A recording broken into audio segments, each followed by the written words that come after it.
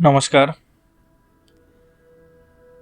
আজকে আমাদের গল্প বিভূতিভূষণ বন্দ্যোপাধ্যায়ের লেখা অরণ্যের অদৃশ্য পথ। বিভূতিভূষণ বন্দ্যোপাধ্যায় ছিলেন একজন কিংবদন্তি বাঙালি ঔপন্যাসিক ও গল্পকার। বাংলা সাহিত্যে প্রকৃতি, গ্রাম বাংলার জীবন, মানুষের অনুভূতি ও রোমাঞ্চকর রহস্যময় পরিবেশের নিপুণ চিত্রায়নের জন্য তিনি স্মরণীয়।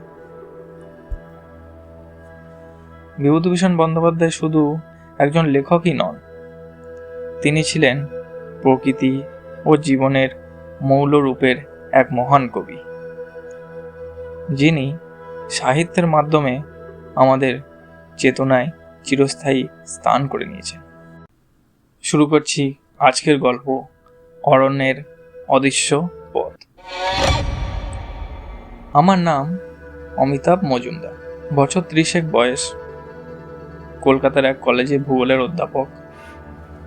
ছুটি পেয়ে আমি ঠিক করলাম এবার একটু নির্জন পাহাড়ে ঘুরে আসা যাক। শহরের কোলাহল আর ক্লাস নেওয়া সবকিছু থেকে একটু নিঃশব্দে মুক্তি পাওয়া দরকার। তাই পাড়ি দিলাম পুরুলিয়ার এক অজানা কম পরিচিত পাহাড়ি গ্রাম। চাঁদের পাহাড়ের ধারে ছোট্ট এক গ্রাম, নাম নন্দপুর। গ্রামটার খোঁজ পেয়েছিলাম এক বৃদ্ধ লাইব্রেরিয়ান মশাইয়ের মুখে। তিনি বলেছিলেন, নন্দপুর খুবই পুরনো এক আদিবাসী গ্রাম, ওখানে এখনো কিছু রহস্য অমীমাংসিত রয়ে গেছে। আমি তখন হেসেছিলাম, ভেবেছিলাম বুড়ো মশাই গল্প বানাচ্ছে। কিন্তু প্রথম দিনেই যখন পৌঁছালাম, একটা অদ্ভুত অনুভূতি হলো। গ্রামটা যেন সময়ের বাইরে দাঁড়িয়ে আছে, ঘন জঙ্গলে ঘেরা। সন্ধ্যা হলেই নিস্তব্ধতা এতটাই গা ছমছমে হয়ে ওঠে যে নিজের নিঃশ্বাসের শব্দেও বড় মনে হয়। আমার থাকার ব্যবস্থা হয়েছিল গ্রামের এক পর্যটক গেস্ট হাউসে। এক পুরনো বাংলো, বানানো হয়েছিল ব্রিটিশ আমলে। মালিকের নাম রঘুনাথ দা। উনি একাই দেখভাল করতেন, চুপচাপ, কিন্তু খুঁটিনাটি জানতেন সবকিছু। দ্বিতীয় দিন সন্ধেবেলা আমি একটু গ্রাম ঘুরতে বেরোলাম। গ্রামের উত্তর দিকে একটা পাথুরে রাস্তা ধরে হাঁটতে হাঁটতে জঙ্গলের মধ্যে ঢুকে পড়লাম। হঠাৎ দেখি একটা ছায়াময় গাছের নিচে বসে আছে একজন বৃদ্ধ ভদ্রলোক। গায়ে মোটা চাদর, চোখের চাউনিতে একটা আশ্চর্য জ্যোতি। আমি বললাম, কাকু, এই রাস্তা কি জঙ্গলের বাইরে বেরোয়? তিনি আমার দিকে তাকিয়ে শুধু বললেন, এই পথে হাঁটলে ফিরে আসা যায় না।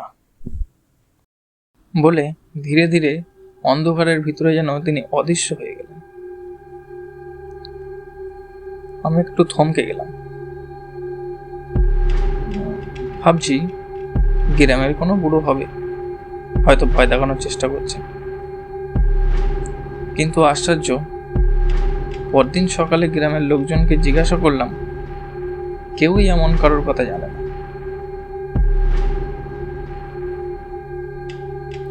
সেই রাতে ঘরে ফিরে ঘুমোতে পারলাম না। কেমন যেন মনে হচ্ছিল যেন কেউ বাইরের জানলা দিয়ে তাকিয়ে আছে। জঙ্গলের দিক থেকে মাঝে মাঝেই একটা কর্কশ হাসির আওয়াজ ভেসে আসছিল। পরদিন সকালে রঘুনাথ দাকে বললাম, আপনার কাছে জঙ্গলের কোনো মানচিত্র আছে? উনি থমকে গিয়ে বললেন, তুমি ওই জায়গায় গেছিলে? আমি মাথা নাড়তেই উনি একটা পুরনো কাগজ বার করে দিলেন। জীর্ণ মানচিত্র, তার এক কোণায় লেখা অরণ্যের অদৃশ্য পথ, সন্ধে ছাড়িয়ে প্রবেশ নিষেধ। আমি একটু হেসে বললাম, এগুলো কি লোক ভয় দেখানোর কুসংস্কার? রঘুনাথ দা বললেন, 100 বছর আগে এক ইংরেজ অভিযাত্রী এই অরণ্যে ঢুকে আর ফিরে আসে। তারপর গ্রামের কয়েকজন যুবকও গিয়েছে খুঁজতে, তারাও নিখোঁজ। তাই আজও আমরা এই পথে আর যাই না। এই কথাগুলো আমার কৌতূহল আরো বাড়িয়ে দিল। আমি তো আর সাধারণ পর্যটক নই, আমি অভিযাত্রী। সন্ধ্যের ঠিক আগেই একটা টর্চ, একটা কম্পাস, জল আর নোটবুক নিয়ে রওনা দিলাম অদৃশ্য পথের দিকে। গিয়ে দেখি পথটা আগের দিন যেখানে দেখেছিলাম আজ যেন আরো গাঢ় অন্ধকারে ঢেকে গেছে। আশেপাশে পাখির শব্দ নেই, বাতাস থেমে গেছে। হাঁটতে হাঁটতে হঠাৎ মনে হলো আমি যেন একটা ঘূর্ণিপথে ঘুরে বেড়াচ্ছি, বারবার একই জায়গায় এসে পৌঁছাচ্ছি।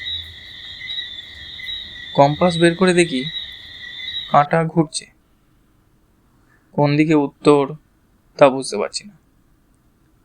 তখনই হঠাৎ ঘন ঝোপের আড়াল থেকে সেই কর্কশ হাসির আওয়াজ। চমকে ঘুরতেই দেখি এক জোড়া চোখ অন্ধকারের মধ্যে জ্বলছে, যেন কোনো অজানা প্রাণী।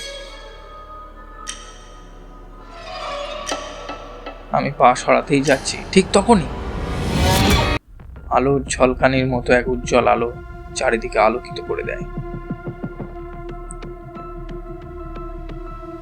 সেই আলোয় স্পষ্ট দেখি সেই বৃদ্ধ ভদ্রলোক দাঁড়িয়ে আছে, সেই চাদর জড়ানো যাকে আমি আগের দিন দেখেছিলাম। তিনি বললেন, তুমি ফিরে যাও, এই পথ তোমার জন্য নয়। তারপর চোখের পলকেই চারিদিক আবার অন্ধকার। আমি দৌড়ে ফিরলাম। ঘন্টাখানেক পরে যখন বাংলোয় ফিরি, দেখি রঘুনাথ দা ভয়ানক উদ্বিগ্ন। তিনি যা বললেন তা শুনে আমি অবাক। তুমি 3 দিন নিখোঁজ ছিলে? আমি তো হতভম্ব। আমার কাছে তো সময় ছিল মাত্র ঘন্টাখানেক, কিন্তু আমার মুখে দাড়ি, জামা কাপড় ধুলোয় মাখা। পরে জেনেছি ব্রিটিশ আমলে এই জঙ্গলে সত্যি এক রহস্যজনক পাথরের গুহা ছিল, যেটা সময় ও স্থানের সীমা ভেঙে দেয়। সেই পথ এখন অদৃশ্য, কিন্তু মাঝে মাঝে কাউকে টেনে নিয়ে যায়। আমি ফিরে এসেছি, কিন্তু আজও মাঝে মধ্যে রাতে ঘুমের মধ্যে সেই চোখ দুটো দেখতে পাই, অরণ্যের অদৃশ্য পথের প্রহরী।